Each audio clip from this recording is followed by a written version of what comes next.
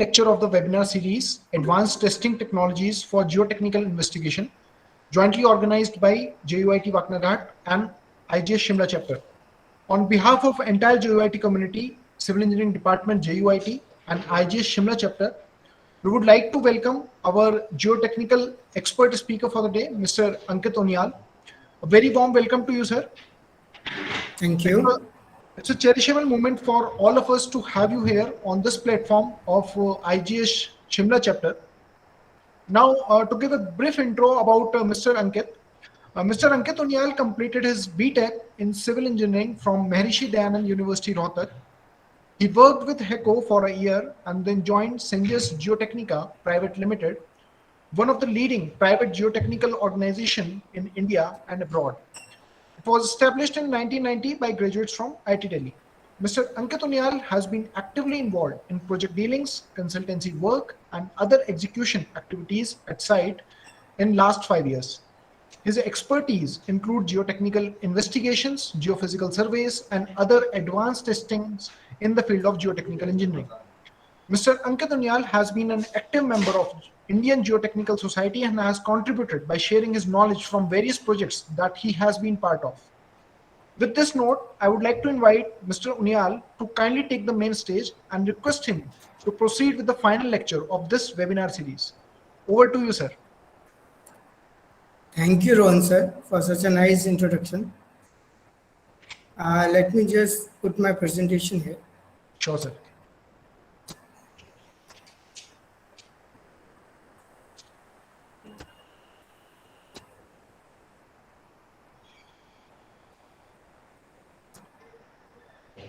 Is it okay, Mr. Rohan? Yes, perfect. So, good evening to everyone. I am very thankful for IGS Shimla chapter and JP University of Information Technology for giving us this opportunity to interact with all of you on this webinar series on advanced testing technology for geotechnical investigations. In this webinar series, we have 5 different presentations. First one was advanced testing technology on introduction given by Mr. Ravi Sundram, followed by static cone penetration test by Mr. Saurabh Gupta sir.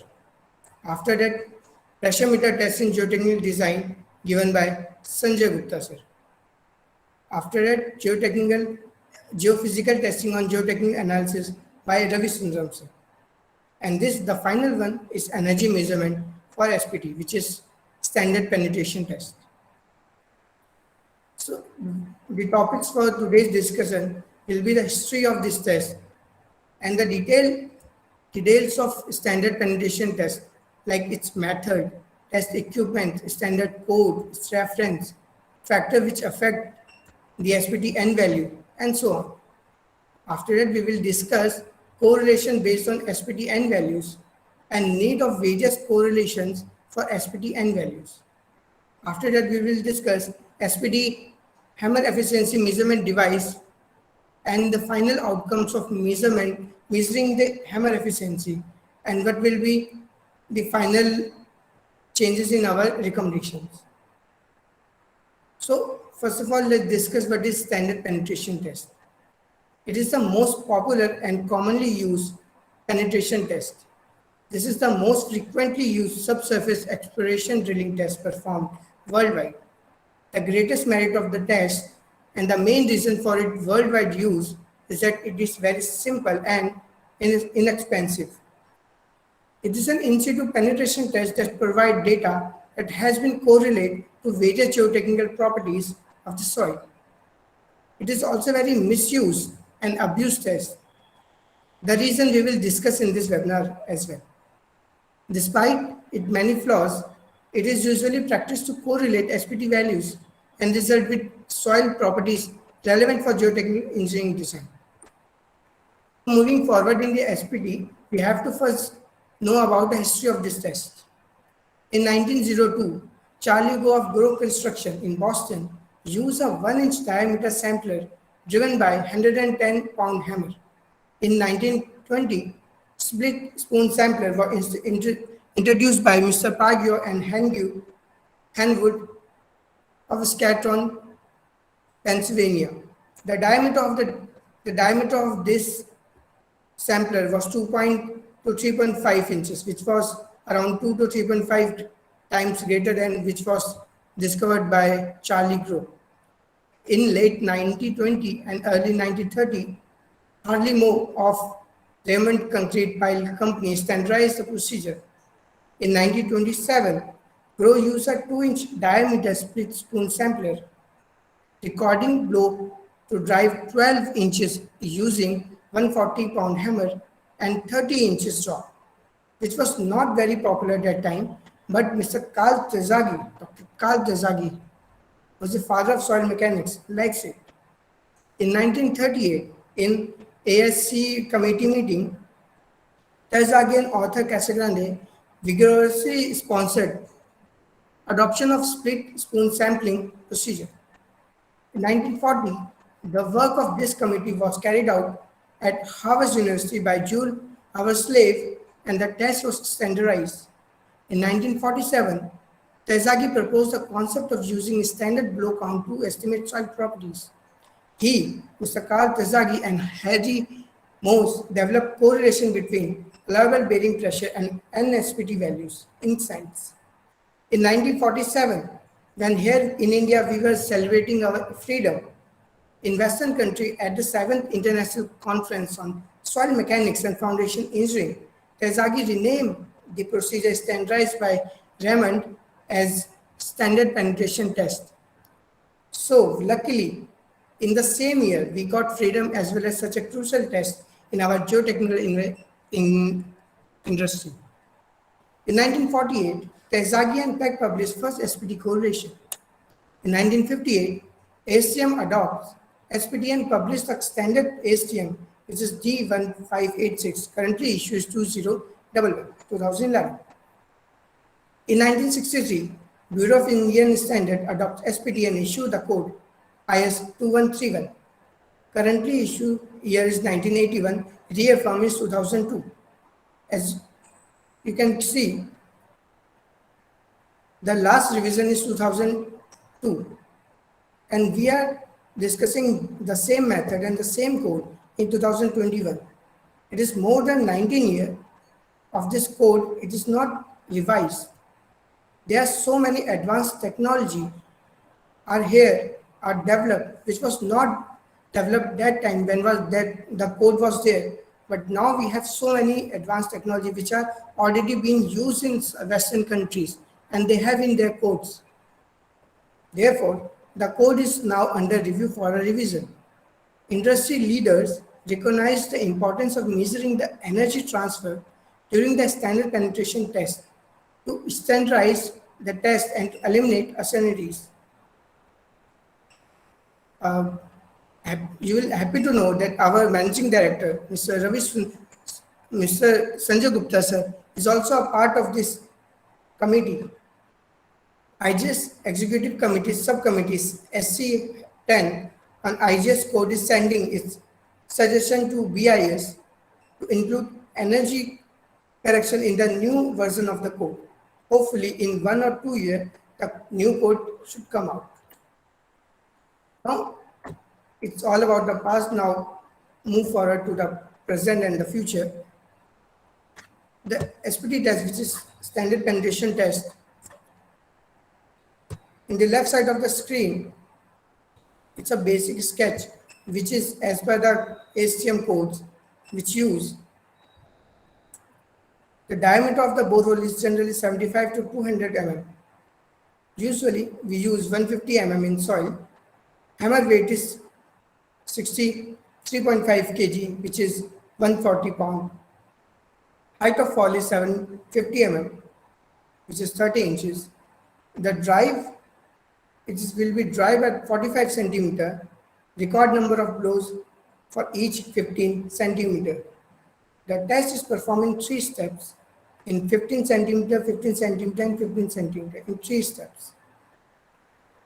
Blows for initial setting for first 15 centimeter is ignored due to possibility of loose soil cutting at the bottom of hole. Cumulative number of blow required to drive the sampler for another 30 centimeter into solving two steps in second and third.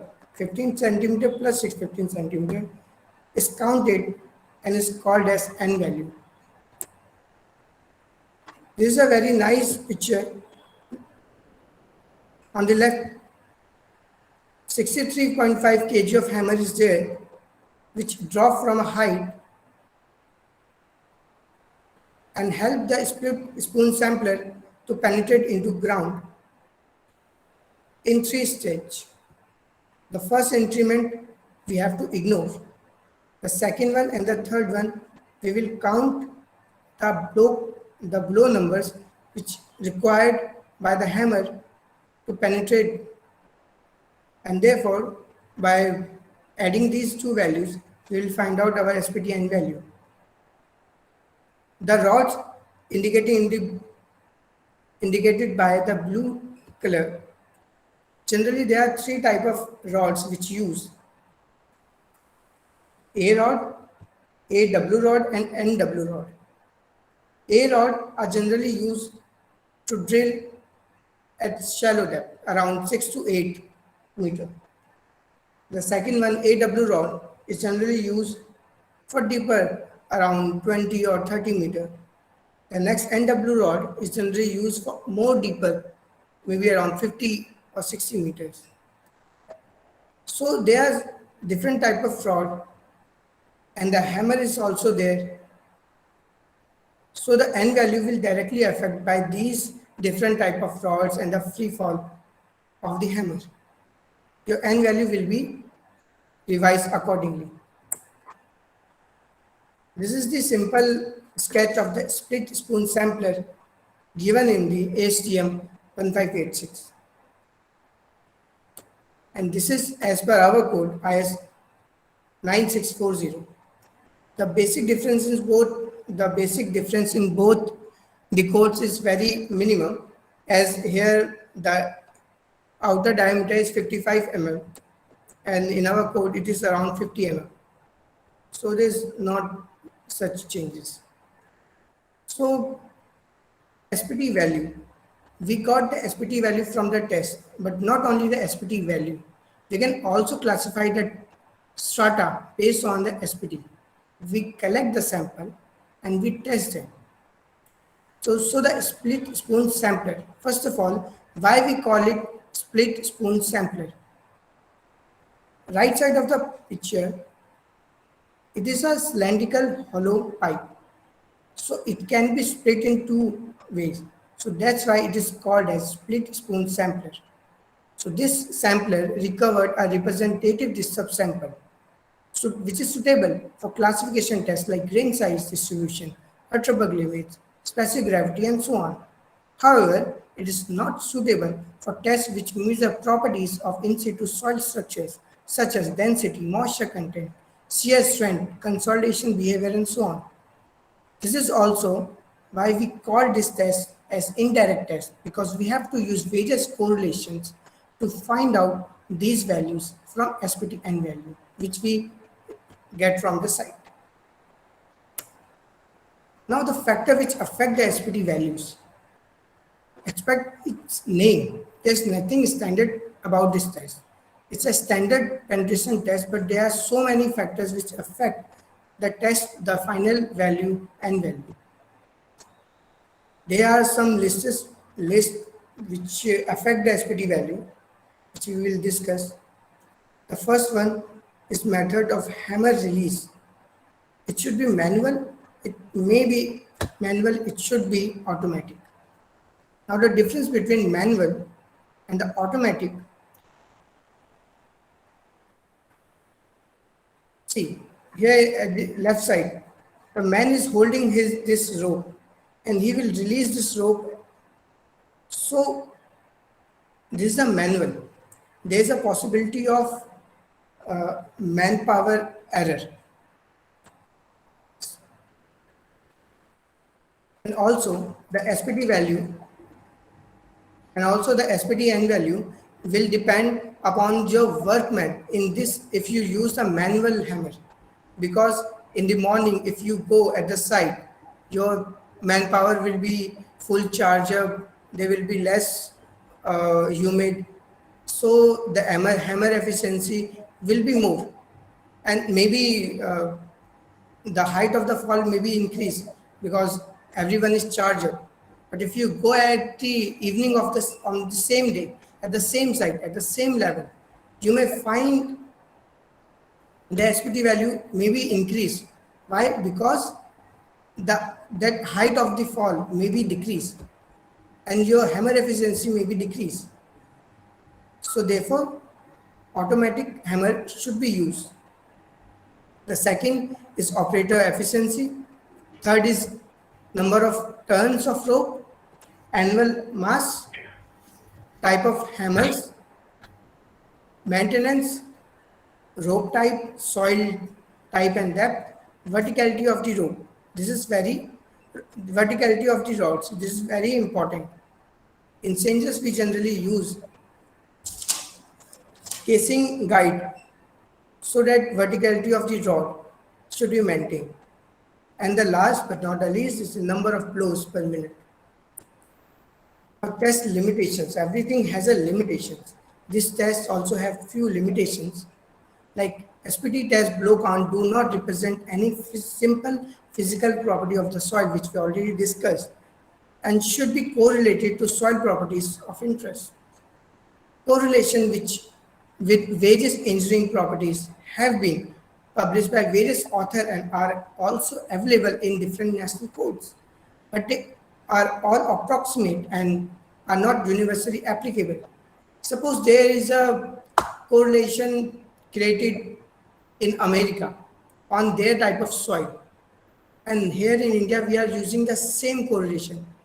So the final output may be same, may not be same. So these are not fully reliable correlation if we use so many correlation to find out the parameters. Despite of all this, the correlation I used are popular, particularly in weak sands, soft clays, loose sand. The data is not exact and less reliable when n values are low. Since blow count are whole number, accuracy is less. Suppose we get a SPT value of 6.2 at site. We can't calculate it 6.2. We will calculate this as 6 or 7. And by using it as 6, it maybe have huge impact on your design, on your end liquefaction, and so other, and so on. In loose sands, driving disturbance could affect blow count because of improper borehole cleaning. These are the various codes which use worldwide. In USA, ASTM D1586 Part 11 is used. In India, we use 2131, and in UK, BS 1377. So these are the few codes which use. Now talk about various correlations which we discussed. We can find out the static properties of the soil by using SPTN values, the relative density, the void ratio, the angle of internal friction of the sand, undrained shear strength of the cohesive soils, static analysis, bearing capacity and settlement, deep foundation, pile capacities, dynamic properties, which is very interesting, dynamic shear modulus, shear wave velocity. However, we can't use the values directly because we have to compare with seismic tests like CHST and all. And last but not the least is liquefaction potential. This is a simple correlation between the SPT value, which is entered in the middle column, and the density condition of the site. Suppose if you get the SPT value of 15, it will come under medium dense soil. If it is around 45, it will come under dense soil. So if your SPT value is around 6 and there is some error at the site, maybe you are using manual hammer, you are not using automatic hammer, your values may be around 3, your site will going into very loose condition. So we have to use perfect equipment. There's another correlation, SPT versus density.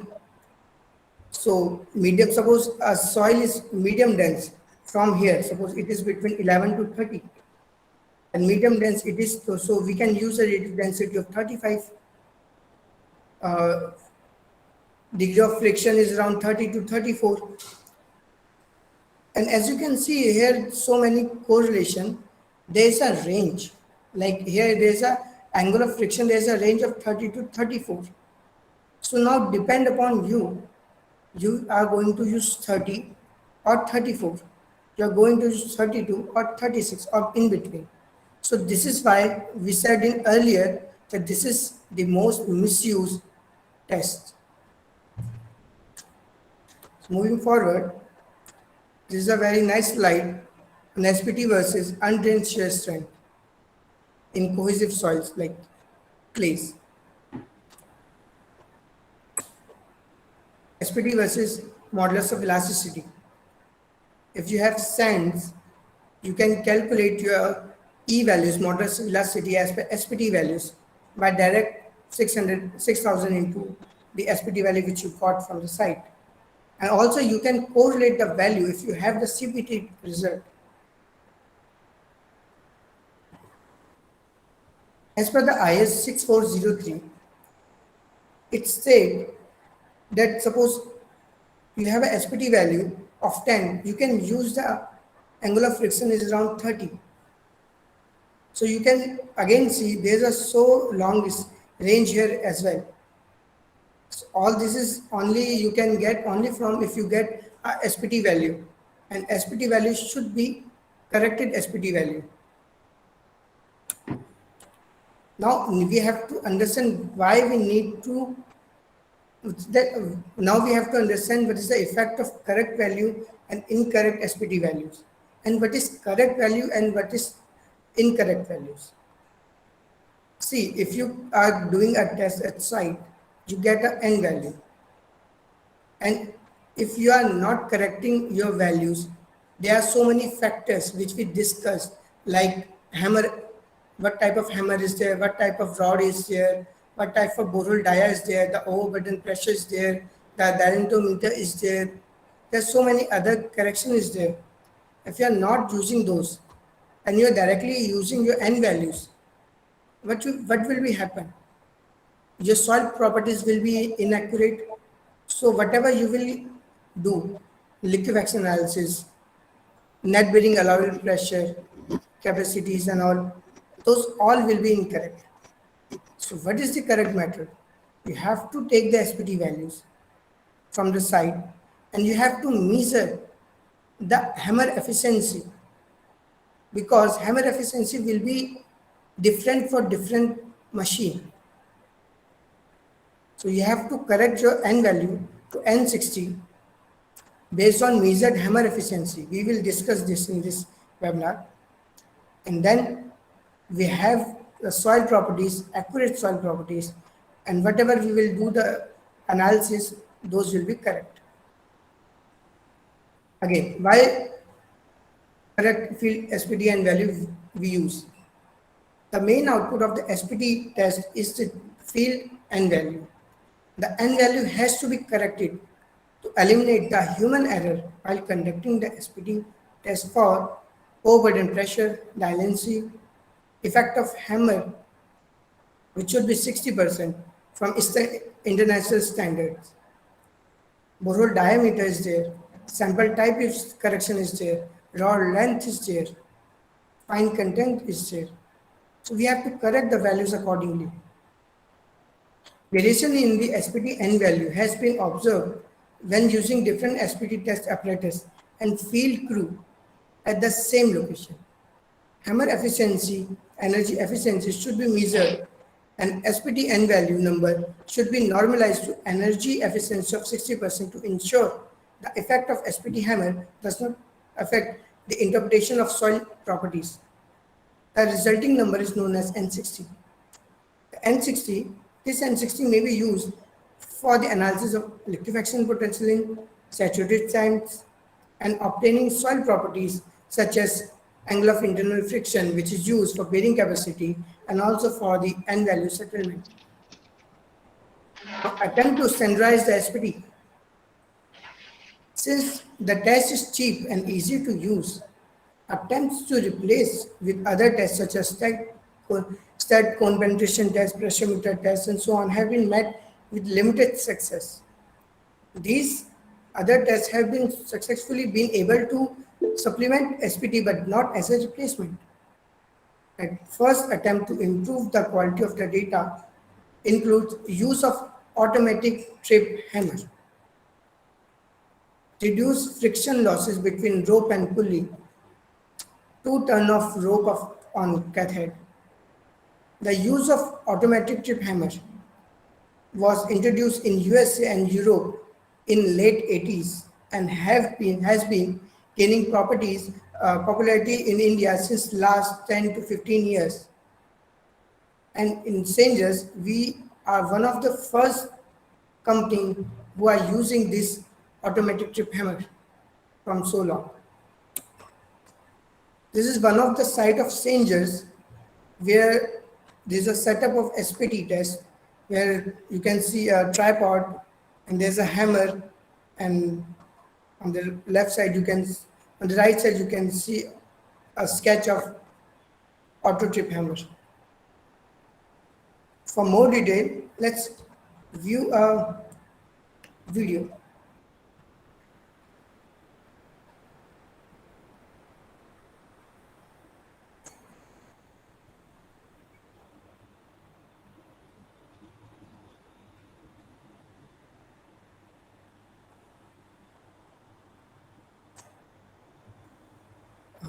Let me show you again if someone has missed.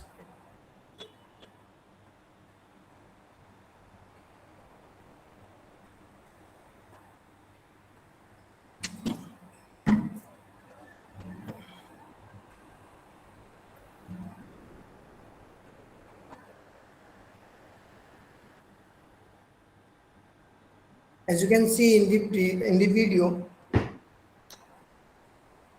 the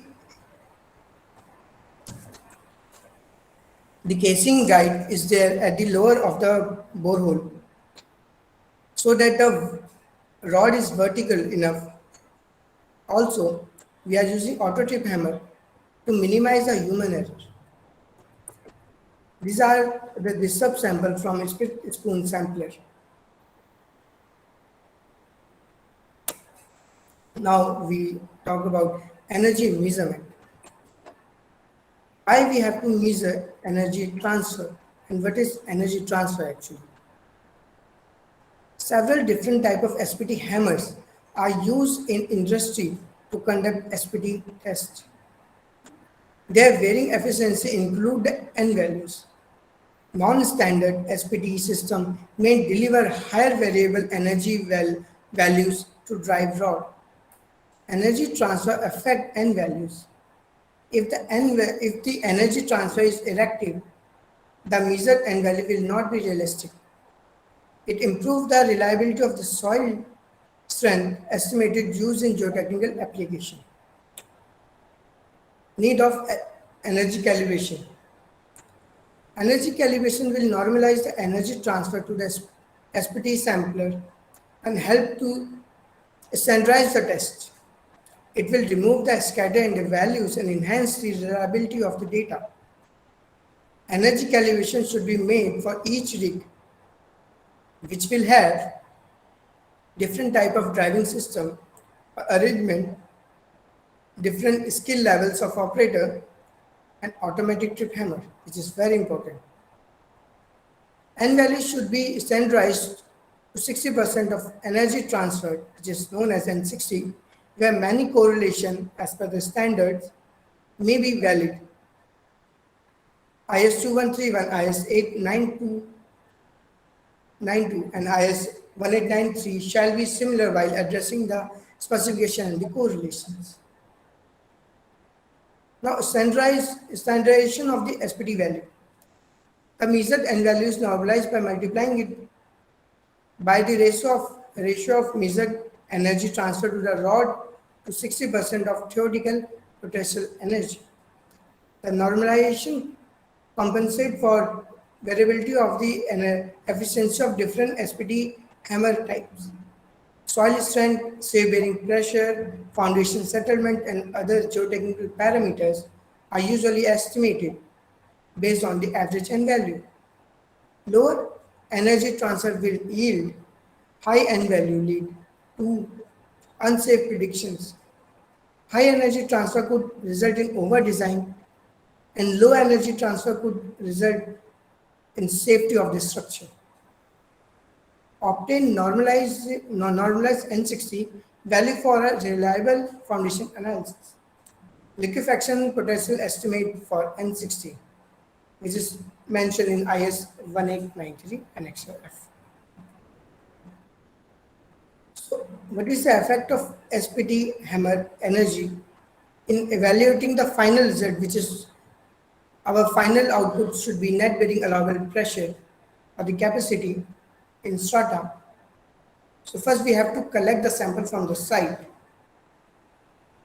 and then whatever we get the data from site about the SPT, we have to use N60 by correcting that value.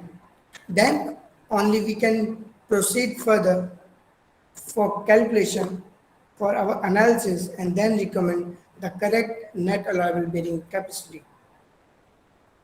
The friction angle of the sand can be obtained by given equation. You just need to put your N60, which is corrected N value, and you will find out the angle friction. Now let's talk about the SPT energy measurement device. This is a device which we use in Sangers. On the right side, there is an instrumental rod which have length of 0.6 meter and dies around 0.4 centimeter. There's two strain gauges are there and two accelerometer are installed in this rod, which are sensor actually, which store the energy and tell us about the energy which transfer from the hammer to the base of split spoon sampler. Through this wire, we can find out the hammer efficiency which we are getting from the site, and we can correlate and we can correct our SPTN values.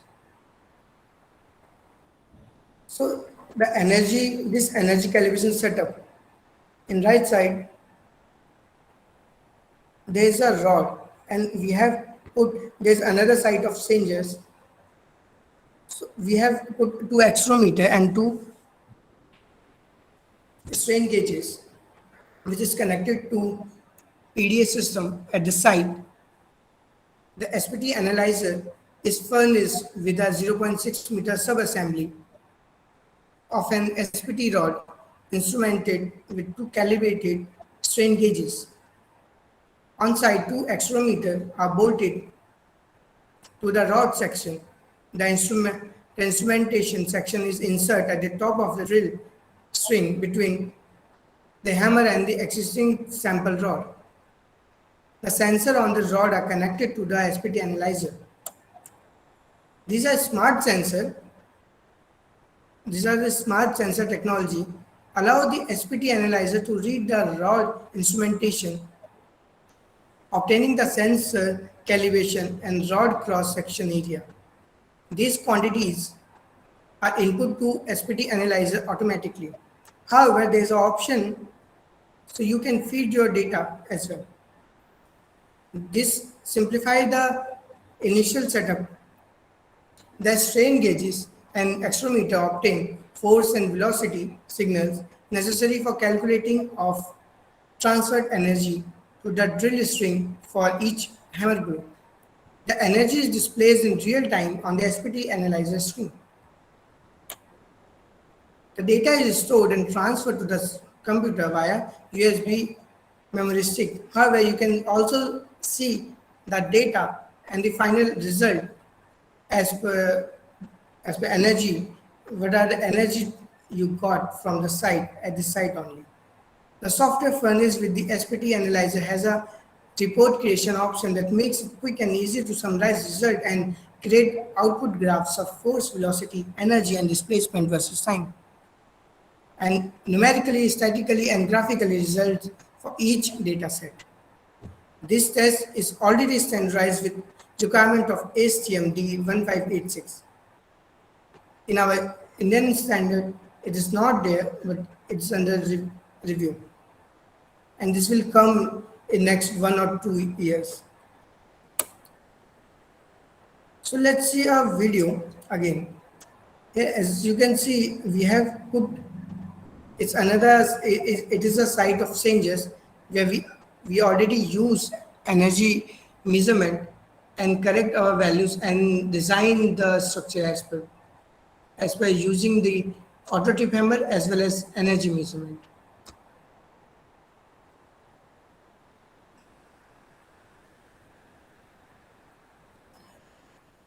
So it is simple.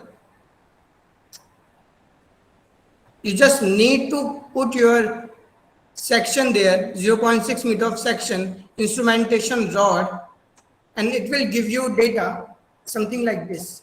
This is the result. As you can see, you will get the velocity, the forces versus time. This kind of data you will get from the site.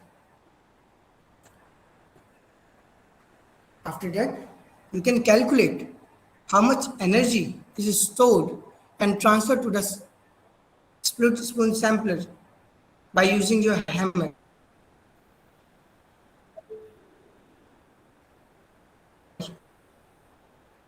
This is the data, standard data which we got from this site, which we use for our current project.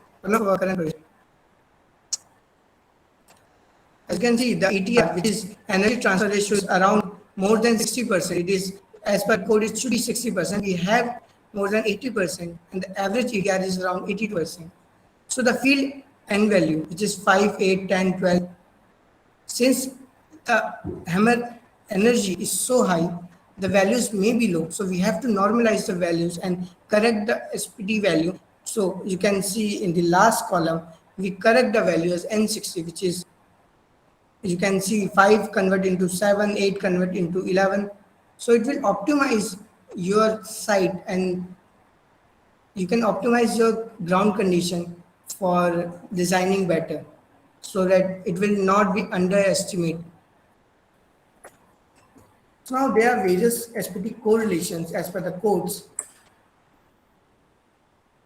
As per IS 2131, it says you collect the SPD values from the site, and if the soil is cohesive, like clay, you don't need to apply any correction. But it is cohesion less, you have to apply overburden pressure.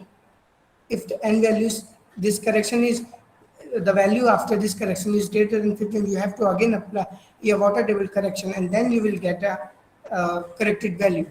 So only 2 corrections this code tells us. However, the code which we use, 1893 2016, which is for liquefaction analysis, it says these corrections we need to apply no matter what strata is. We have to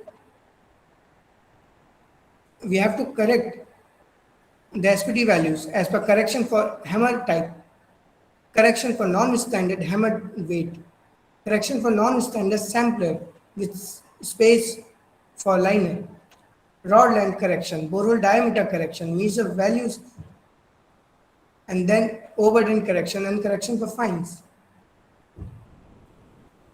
Now, as per this code, it is given these kind of values, so we have to use these values. Let us talk about second correction for non-standard hammer type. We have to use this second one, HW by 48387. Then there are so many corrections we have to apply. However, this code is tell us these values and gave us these values as well. But for this first correction for hammer type CE, which is CHT, correction for hammer type, In the second column, second row, you can see donut hammer with trip auto correction. It gave us value of 1.33 by assuming 80% of energy transfer by using auto trip hammer. It is assuming 80% and give us the value of 1.33. But how can we ensure that it is 80%? We have to first calculate at the site. It may be 90, it may be 80, it may be 40. And accordingly, we have to apply this correction, not 1.33, but whatever the energy transfer which we got from the site. So if you apply all the other corrections which are given here, like rod length, borehole diameter, which are specifically mentioned here in the code, if you are again using 1.33 by assuming 80%, you are using SPT test as non-standard. It is, as I told you earlier in this presentation, that the name of this test is only a standard. This is not a standard test, because we are not calculating the hammer efficiency and energy. So we have to calculate the energy, and accordingly we have to apply the correction for trip hammer. This is the correction for overburden corrections. Correction for fine contents. These are given in the code of 1893. This is as per the 1893. Clearly said hammer drop height to be 760 around mm and deliver 60% of theoretically free fall energy. But at the site, what if it is not 760? It is 800. What if it is not 760? It is 500. The free fall, your percentage of free fall, your energy delivered percentage will be down or maybe up. It will be not same like 60%. As I told you earlier, if you go at the site in morning, you may get this energy of 80% because your workers may be full charge up and they have strength. But in the evening, this energy will come down to 40% because this drop height may be reduced. So that's why we have to minimize the use of manual. We have to use automatic hammer, and then we have to calculate the energy transferred by automatic trip hammer, and then we have to apply the corrections. Again, as per 1893, it clearly said to use, which I already discussed, clearly said to use 1.33 for auto trip hammer, and energy ratio should be 80%. So we have to first measure the energy ratio at the site, and accordingly we have to apply the pressure. It may be 1. If your energy ratio come at site is 80%, you can use 1.33.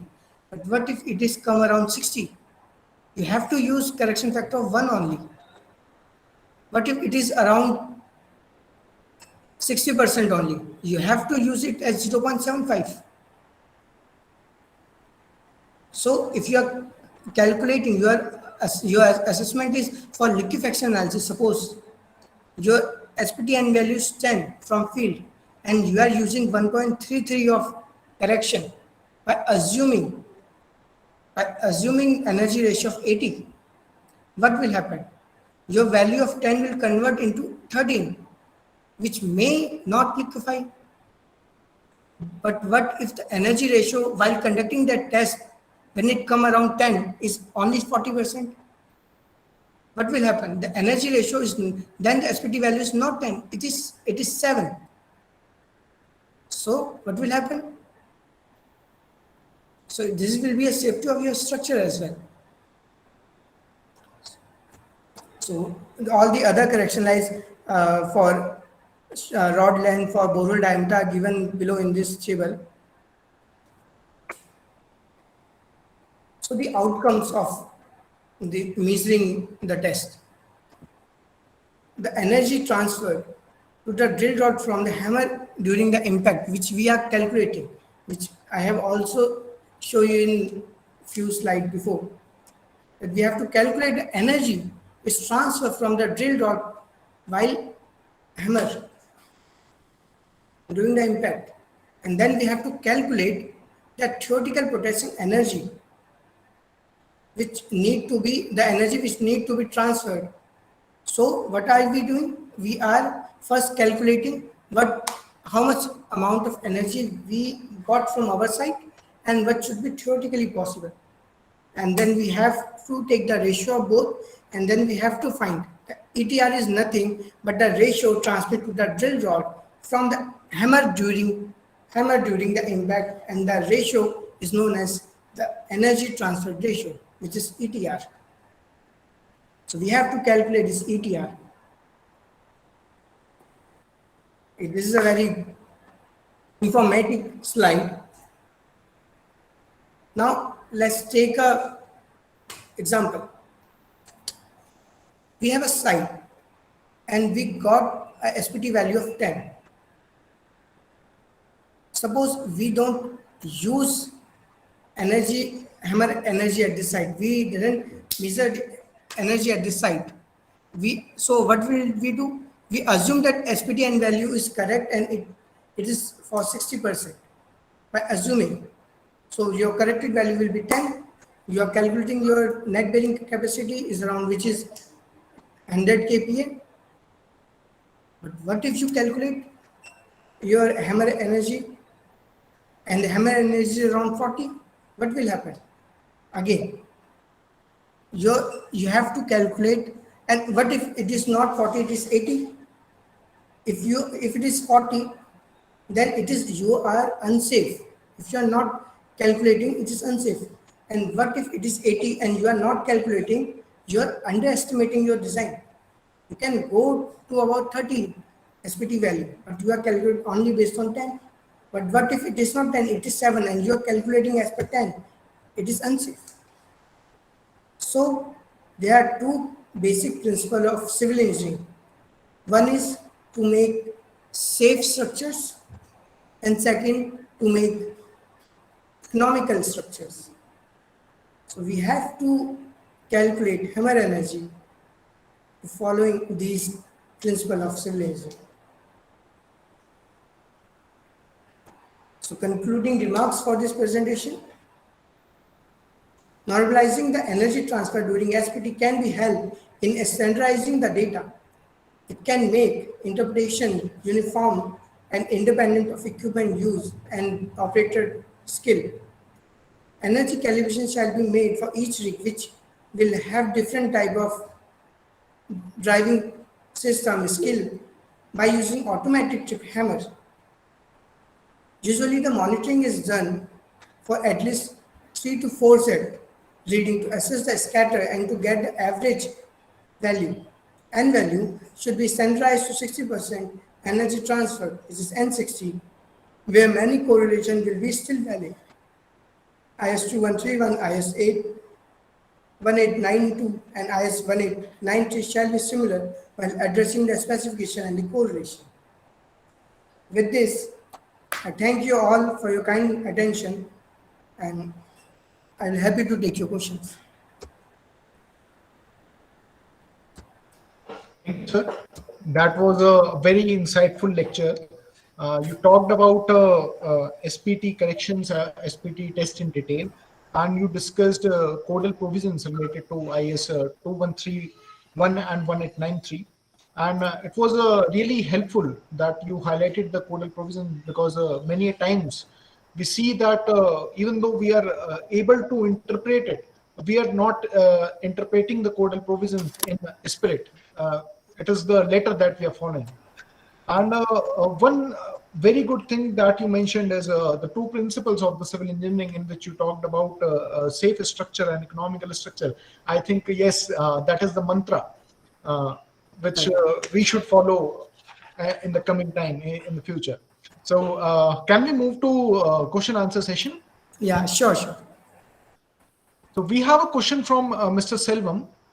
He asks, is any limiting value for measured energy to apply energy correction? Is there any limiting value for measured energy to apply? No.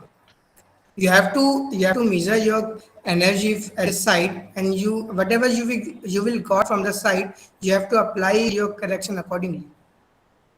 If I may add here, you see, theoretically the energy could go up to 100%, but anything above 90%, of course, would be quite rare. On the lower end, if your hammer efficiency is less than 40%, I would suggest make modifications to your equipment so that you are able to transfer more energy, because the losses would be too much then. Okay. He was giving an example.